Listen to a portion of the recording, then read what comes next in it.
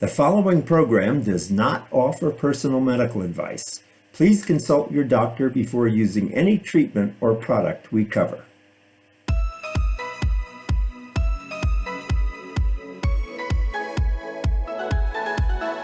Welcome to Go to Health Media with your host, Jonathan Marks. We provide a welcoming environment where experts educate you on important health topics, answer your questions, and provide information from which you can benefit in consultation with your doctor. You can visit and subscribe to the show at gotohealthmedia.com. And now, here is Jonathan Marks. Hey everyone, this is Jonathan Marks. Welcome back to Go to Health. Today we have another great show, and we're going to be talking about new concepts in healthcare and how to make it better.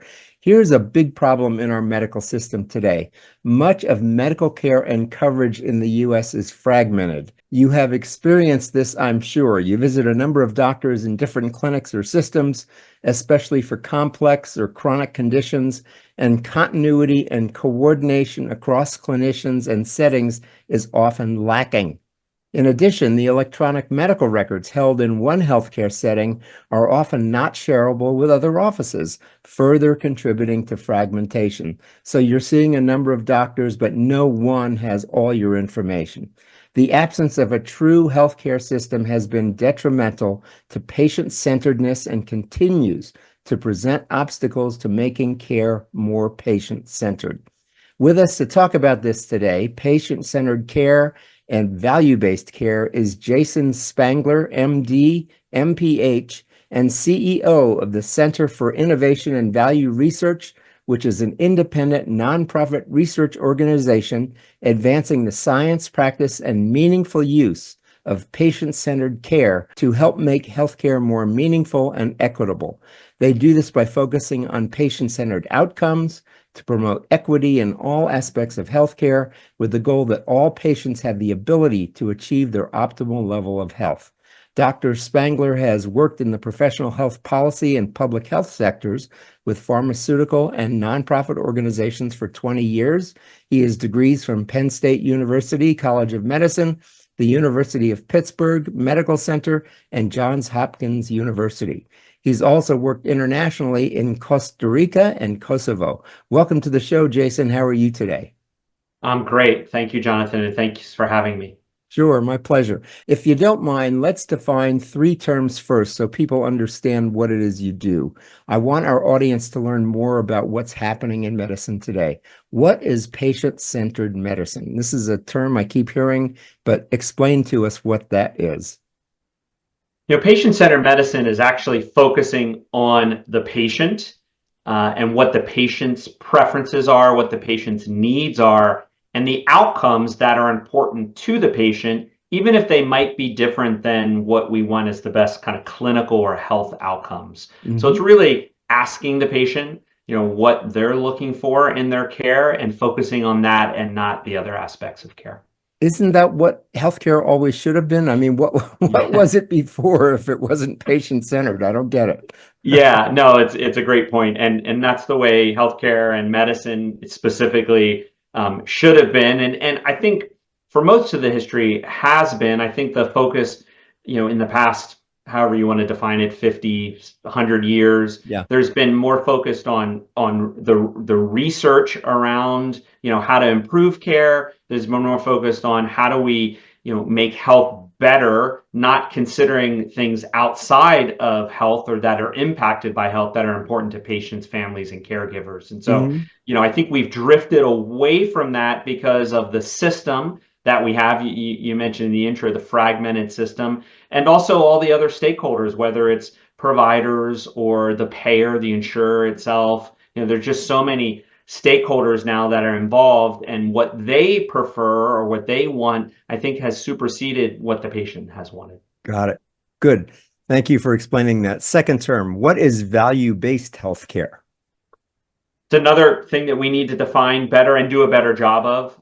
Most of medicine over the past, I would say 40 or 50 years has been focused more on the amount of care you get and not how good the care you have. And mainly because of the incentives in the system, providers, clinicians, they got paid based on, the amount of work they did, whether it was the amount of visits or the types of procedures they did. And so that the incentive was to do more, even if more wasn't always better. And value-based care is getting back to, let's do what has the most value to the patient. And so that might mean less care if we think that, not just to save money, but because we think that's more helpful for, a patient. Right. And so it's really looking at, at its heart, value is just outcomes over cost. And so it's trying to provide the best outcomes, but also considering what the outcomes the patient wants, over, the cost. And the cost is not only just financial costs. There are other costs that are important to patients and families and caregivers, but including all of those in kind of the value equation to provide, the best, most efficient care. Great. Thank you. And the third term, and then we'll talk more about what it is you actually do. But what is Sure. health equity? We keep hearing a lot about equity. What is health equity? So, there's a lot of definitions around what equity is. We usually use the definition that's similar to what some of the federal health agencies use around equity, but it's basically making sure that everybody in the system, which is everybody, right, receives the same level of care at the same time, in the same timely manner across the entire system. So the amount of care or the type of care, the quality of care doesn't change or differ depending on your status, whether it's racial status, ethnic status, socioeconomic status. So regardless of where you are in the system, you're receiving the same quality of care. Got it. Thank you. I really appreciate the definition or the explanation of those three terms. So now that we've gone through that, how does the Center for Innovation and Value Research address these issues? What's your mission? So our mission, and you mentioned this a little bit earlier, is to advance the science, practice, and use of patient-centered health technology assessment to support those decisions, as you mentioned, to make healthcare more meaningful and equitable. So let me just flesh that out a little bit. So we are a research organization, as you mentioned, and our research, that's the science part of it, is to make sure that the way value is determined in new medicines, new innovations within the healthcare system is done from a patient-centered perspective. Historically, it's been done from whoever pays for those services, whether it's medicine, procedures, et cetera, which makes sense, right? They want to know that, going back to value, that they're getting value out of that, and they're the ones paying for it. But what has not happened is looking at it from the patient's perspective and what the patient values.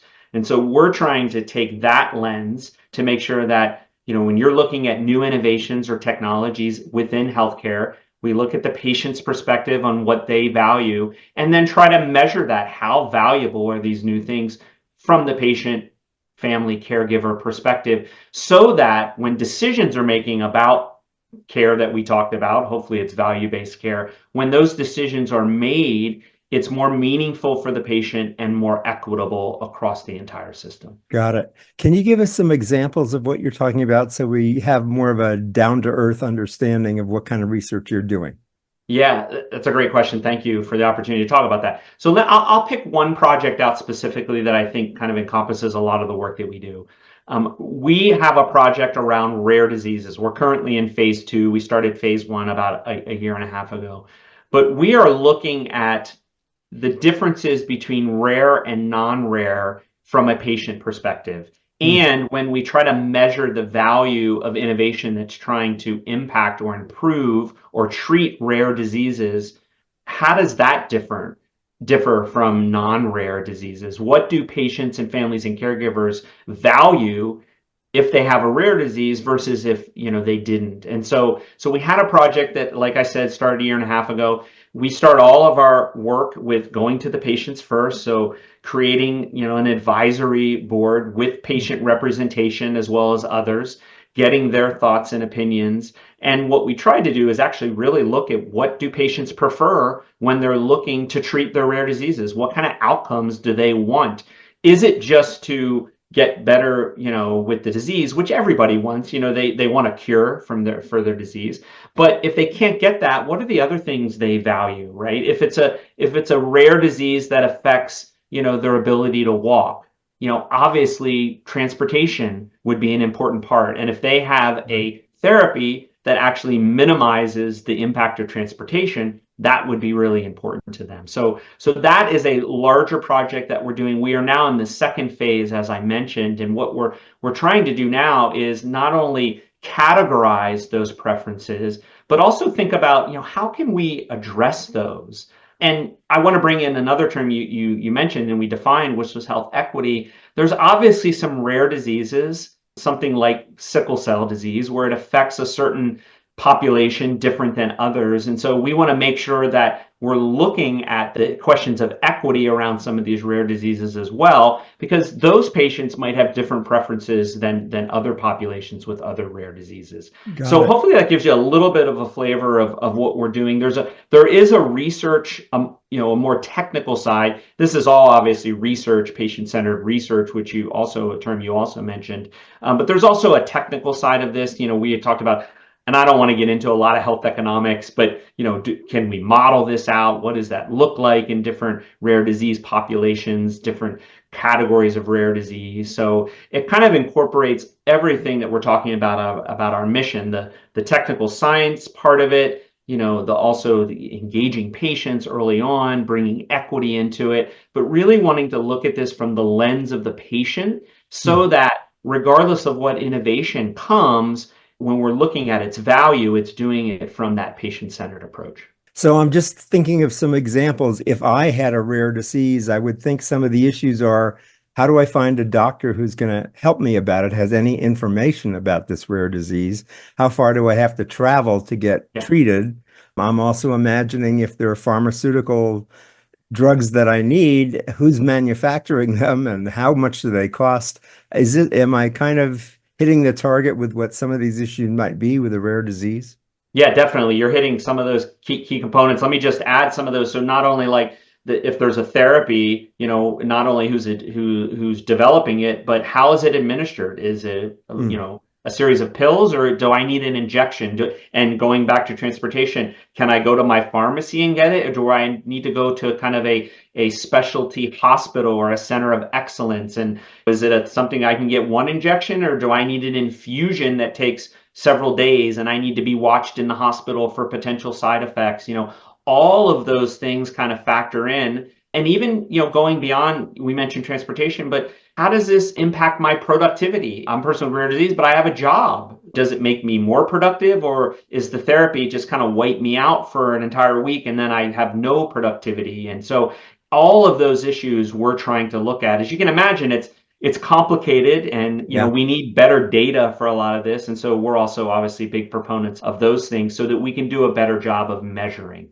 Now, when we talk about measuring and we talked about value-based care, how do you measure the impact of your research? I mean, you can do the research and then it can just sit there on the shelf. Do you have a way of knowing if your research is getting implemented or improving care?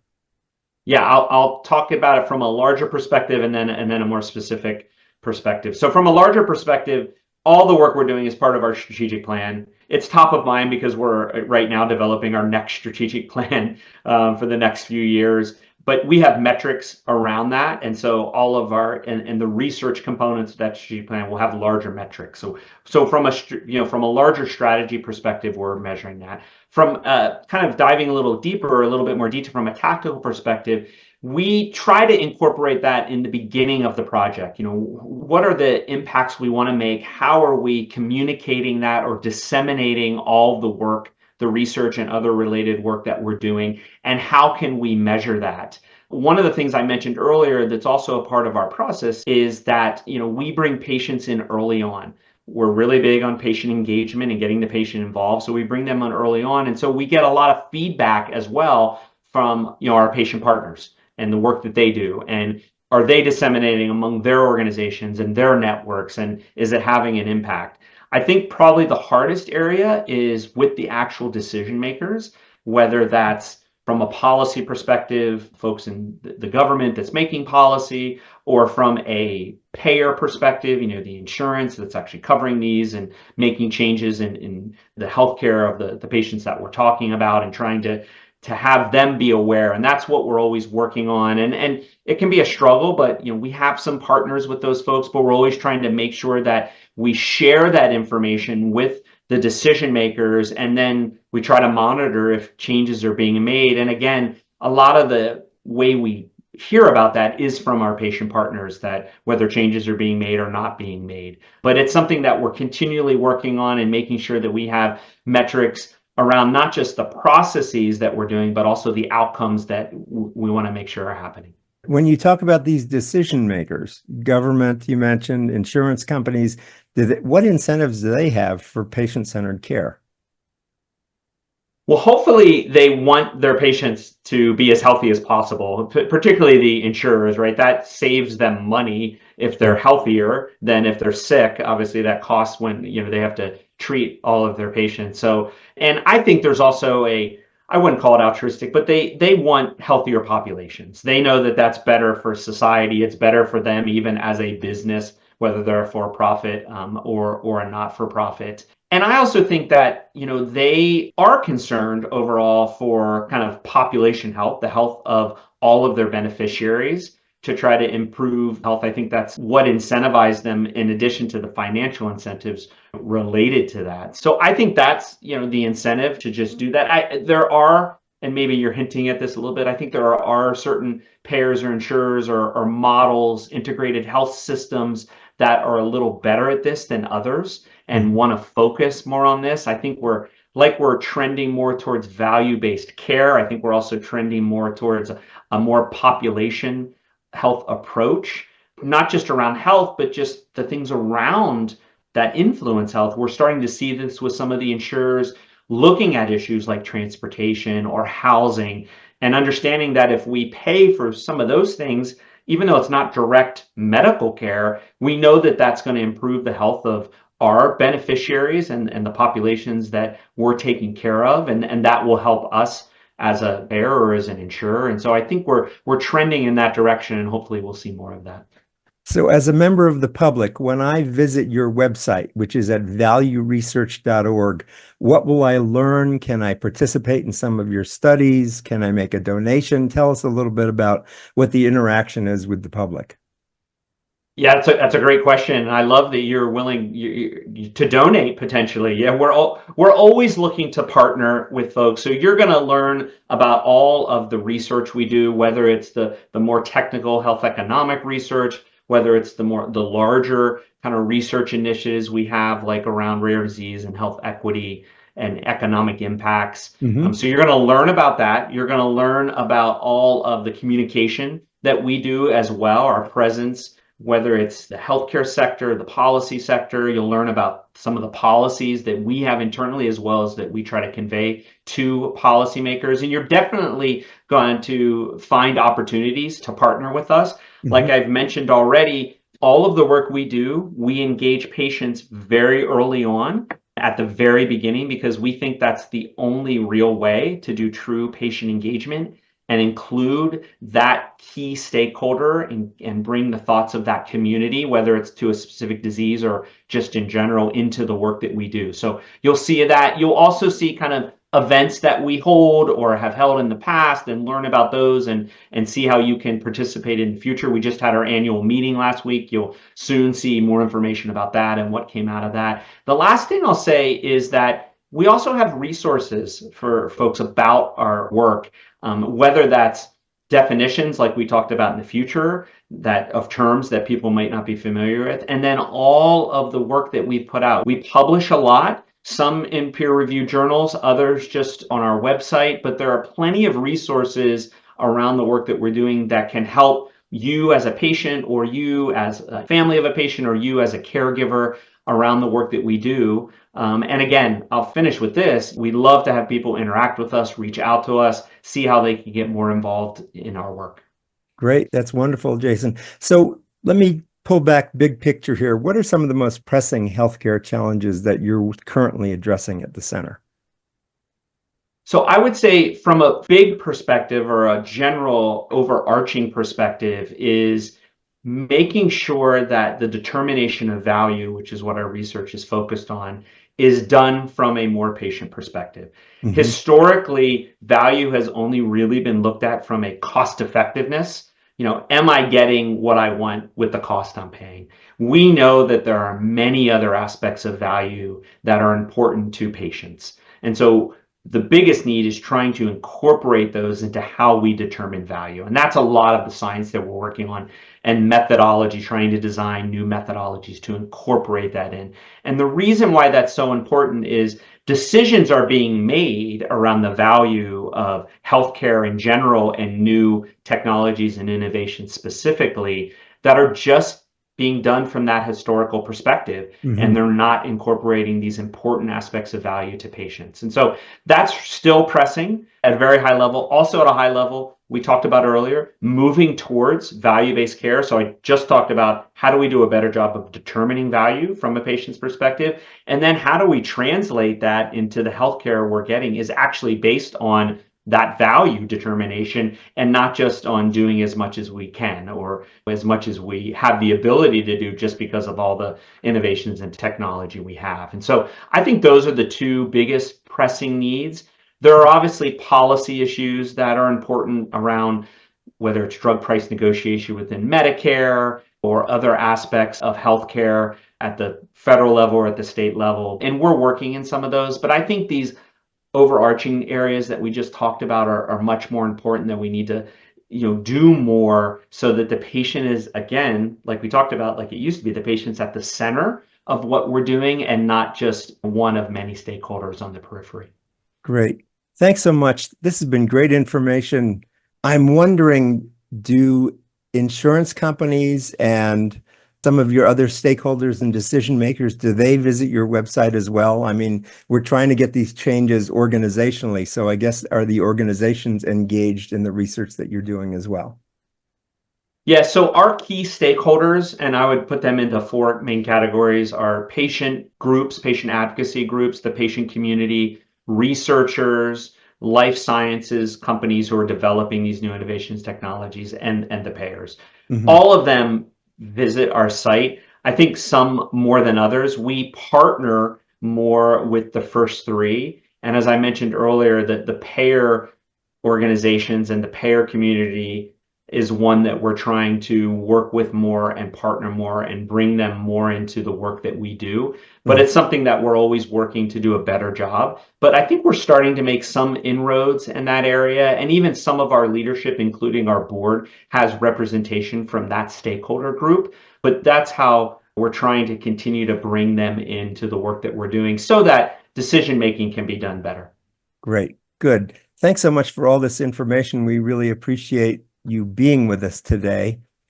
We've been talking with Jason Spangler, MD, MPH, and CEO of the Center for Innovation and Value Research, which is an independent nonprofit research organization advancing the science, practice, and meaningful use of patient-centered care to help make healthcare more meaningful and equitable. You can learn more at valueresearch.org. Thanks again so much for being with us today, Jason. We really appreciated having you. Thank you, Jonathan, for the opportunity. Have a great day. Great. And remember, everybody, as we say at the end of every show, go to health. Take care. We'll see you again next time. Bye-bye.